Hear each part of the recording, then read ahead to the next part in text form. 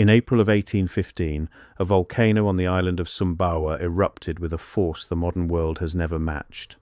Tambora threw 100 cubic kilometers of rock and ash into the atmosphere. The sound was heard 2,000 kilometers away. Tens of thousands of people died within hours. And the official story says that this single geological event is why 1816 became the year without a summer. Why crops failed across Europe and North America, why snow fell in June, why the skies turned strange colors, and the sun appeared dim and cold behind a veil that would not lift for months. That is the story. It is tidy. It is printed in every textbook. And it raises a question that the textbooks never ask, because volcanic winters are real and Tambora was genuinely catastrophic. But the pattern of what actually fell apart in 1816 does not map cleanly onto a weather event. The institutions that collapsed, the populations that vanished, the cities that were rebuilt in the years immediately after these, are not the fingerprints of a bad harvest season. They are the fingerprints of something that was already broken, something that Tambora's ash cloud was extraordinarily convenient for explaining away. The year 1816 sits at the precise edge of a historical discontinuity that researchers working in the Tartarian framework have been mapping for decades. On one side of that line there is a world described in old maps and records that does not match what we were taught. Cities that appear fully formed with no documented construction phase. Infrastructure of a scale and sophistication that the supposed technology of the time cannot account for. A global administrative and architectural coherence that implies something we are not allowed to call what it looks like, a unified civilization, planetary in scope, operating across what official history insists were isolated and disconnected cultures. On the other side of that line, beginning in the 1820s and accelerating through the 1840s, is the world we know. The one whose foundations, if you dig just slightly below the surface, do not look like foundations at all. They look like ruins. Repurposed, reframed, renamed, but ruins. The year without a summer is the hinge. It is the event that covers the seam. To understand what was actually happening in 1816, you have to understand what the world looked like in the years immediately before it. European maps from the late 18th century show cities in North America, in Siberia, in Central Asia, and in Africa that simply vanish from subsequent records, not gradually, suddenly. Towns that appear on maps published in the 1790s are absent from maps published in the 1830s, with no documentation of abandonment, no record of plague, no account of war sufficient to explain the disappearance. I have to pause here for a second, because what I just described, that is one case from a much larger pattern. There are 35 documented cases in a document I put together. Different cities, different decades, different types of evidence. Every single one follows the same sequence: discovered, documented, acquired, disappeared. I could not fit all of it into a video. It's in the pinned comment below. Find it before we continue. The mud flood researchers point to this consistently. Buildings photographed in the 1850s and 1860s show first floors partially submerged in earth, with windows beginning below the current grade line, with ornate facades whose lower sections are underground.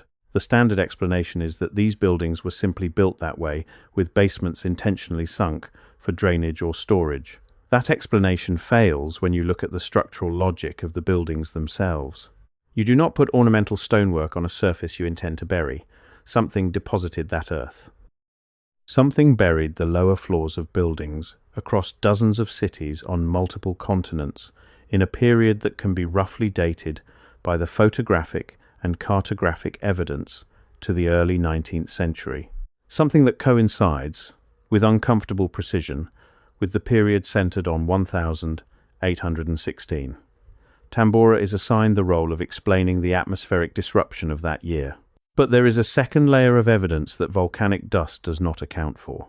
Across the American interior, across the European countryside, across sections of Central Asia, the 1816 to 1820 period marks a demographic cliff. Population counts that were rising sharply through the late 1700s show sudden dramatic gaps in the records. Parishes in France and England log births and deaths meticulously through the 1700s, and then the registers go thin. Not empty, but thin. in a way that is consistent with a large portion of the population simply not being there anymore. The official history fills this gap with famine, disease, and the disruption of harvests caused by the volcanic winter, but famine kills slowly. The demographic gaps in question appear sharply in years where, even accounting for Tambora's effects, the harvest failures alone cannot produce the numbers. There is a particular register from a village in the Auvergne region of France that illustrates this precisely. The parish record shows consistent annual entries through the 1790s and into the first decade of the 1800s: baptisms, marriages, burials, all logged in the same careful hand. Then, across a period of roughly 3 years, centered on 1816, the entries become sparse in a way that is not consistent with increased mortality. They are sparse because the people recording the events are fewer. The scribes themselves have thinned. Whatever happened in that period did not only reduce the population being recorded, it reduced the population doing the recording. That is not what a harvest failure looks like. That is what displacement looks like. That is what a civilization being systematically emptied looks like, from the inside. There is also the matter of what was being built immediately after. The 1820s and 1830s are described in official history as a period of intense construction, of the founding of institutions, of the establishment of cities across the American frontier. But the buildings that appear in those decades do not look like buildings erected by pioneer societies with limited resources and no prior urban tradition. They look like buildings erected by a civilization with deep architectural knowledge, standardized aesthetic traditions, and access to materials and techniques that the documentary record of the supposed builders does not explain. The grand domed public buildings, the ornate civic structures. Before I go further, that document in the pinned comment. If you have not found it yet, go there now, because everything I cover in these videos is one piece of a pattern that only becomes visible when you see all 35 cases together. The document shows you the full pattern. What I can show you here is the surface. What is down there is everything underneath it. Pinned comment, now, then come back. The wide formal avenues of Washington and Street. Petersburg and dozens of smaller cities, these appear in the record fully formed, without a developmental arc, without the modest early versions that should precede any architectural tradition. The explanation offered within the Tartarian framework is not that humans in the 1820s were more capable than we give them credit for. The explanation is that they did not build those structures at all. They inherited them.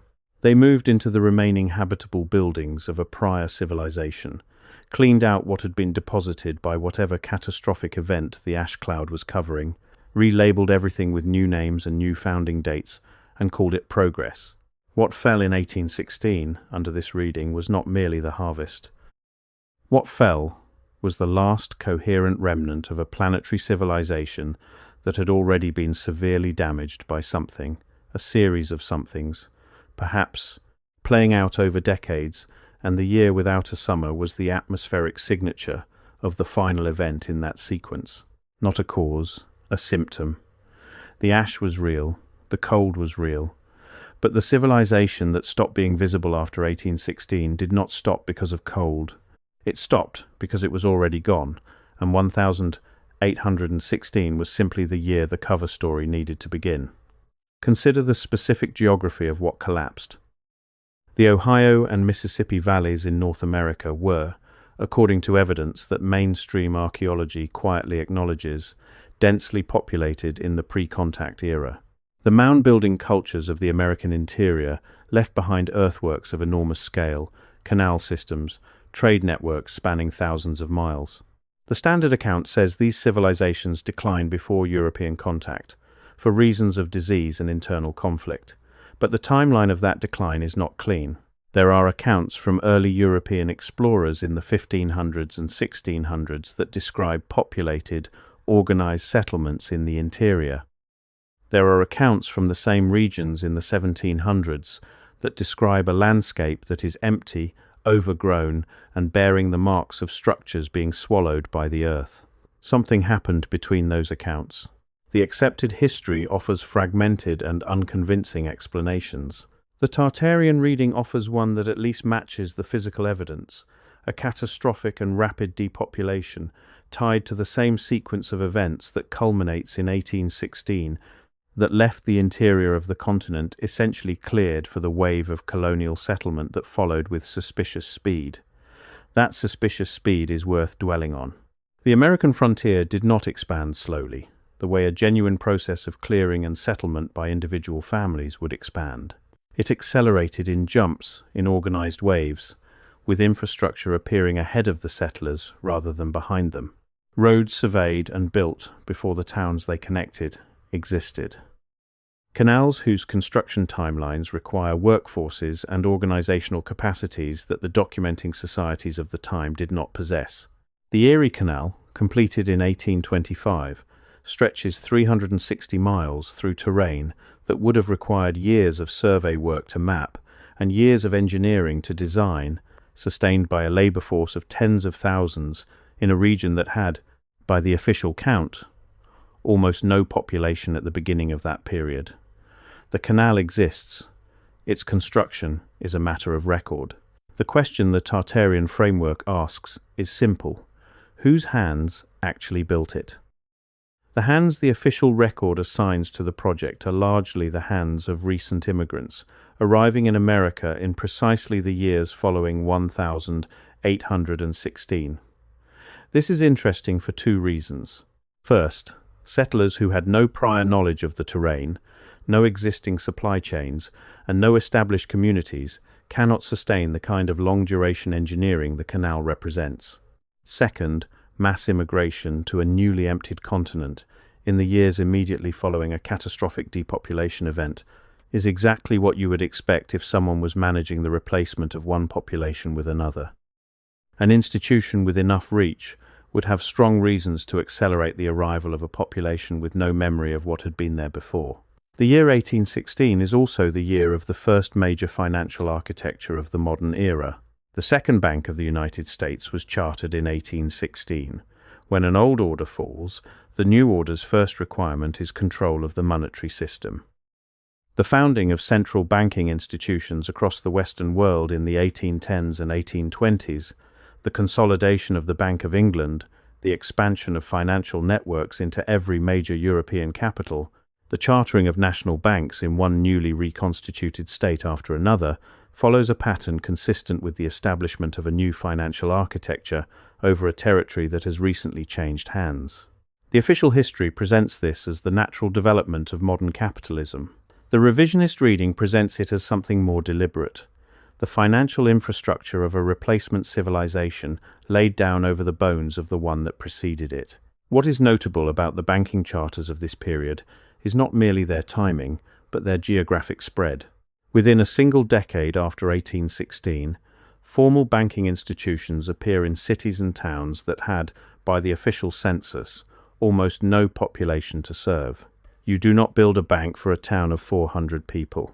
You build a bank for a town that is about to become a city, because you already know it will. That foreknowledge implies planning.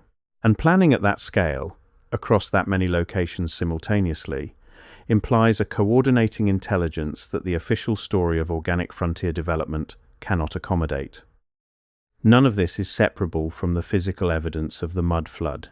The buildings that show signs of partial burial are not rural structures. They are civic structures, banks, courthouses, post offices, railway stations, churches, the institutional infrastructure of an organized society. And the pattern of their burial is not random. It is concentrated in certain cities, in certain districts, along certain waterways and trade routes. The geography of the mud flood evidence maps onto the most productive and strategically valuable land in the Northern Hemisphere. Whatever deposited the earth did not deposit it randomly. It deposited it in the places that mattered most. And then the new civilization arrived, dug out the upper floors, plastered over the lower ones, hung new signs on the facades, and told everyone they had built it themselves. The year without a summer gave all of this a story. A natural disaster is the cleanest kind of cover. It requires no conspiracy. It simply is, the way weather is, the way geology is. No one is responsible. No one needs to explain. The crops failed because a volcano in Indonesia blew its top, and the civilization that was already fading simply faded a little faster, and the new civilization that was already waiting simply arrived a little sooner. Everything fits, everything is accounted for. And if you look carefully at the seam between what was there before and what appeared after, and if you ask who benefited from the transition, and if you follow the money to the banks chartered in the years immediately following, and if you look at the buildings that appeared without a construction history, and if you look at the maps redrawn with new names over old ones, you arrive at the same question. The sealed mine shafts and the silent miners all point toward, what did they know was coming? And how long had they been preparing for the moment when the ash cloud gave them cover to begin? The year 1816 did not end an era by accident. The era had already ended. The ash cloud was the announcement. The famine was the logistics. The central banks were the infrastructure, and the cities that rose in the decades after grand, formal, domed, columned, built in a style no frontier society could have invented from nothing, were the inheritance, claimed by the people who managed the transition, dressed in a founding mythology, and presented to arriving populations as the brand new world they were being invited to build together. The summer that never came was the last season of something very old. What replaced it, we were told, was progress. But progress usually knows where it started. This one, if you ask it directly, goes quiet, the same way the miners went quiet, the same way the newspaper stories went quiet, the same way every thread in this history goes quiet the moment it gets close enough to the thing that was buried. The ash is still in the ice cores. The cold is still in the records. But the civilization that was there before the cold that is in the concrete, and the concrete has had 200 years to cure.